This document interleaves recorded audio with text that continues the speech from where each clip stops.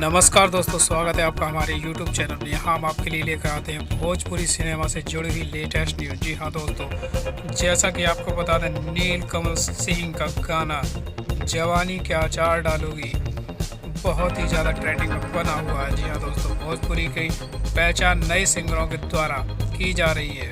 Power star Pawan Singh, Khesari Lal के साथ साथ नीलकमल सिंह के गाने भी भोजपुरी को एक अलग ही नई पहचान दिलाने में लगे हुए हैं। जी हाँ दोस्तों, उनकी काफ़ी ट्रेंडिंग सॉन्ग और हिट सॉन्ग दिए हैं। नीलकमल सिंह भोजपुरी सिनेमा के उभरते हुए सिंगर हैं। जी हाँ दोस्तों, उनको बचपन से ही सिंगिंग का शौक रहा है।